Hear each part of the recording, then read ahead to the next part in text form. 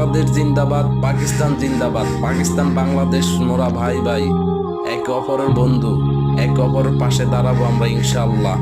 কিছু বামপন্থী শাহবাগী আওয়ামী লীগ এরা সবসময় হিন্দুয়ানি পূজা করে আসছে, হিন্দুদের ফাও সাইডটা আইছে। এরা মুসলমান নামে মুসলমান, এদের কোনো কাজে মুসলমানিত্ব নাই।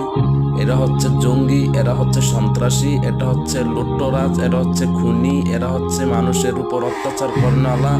এরা কখনো শান্তি এটা ছাবে না।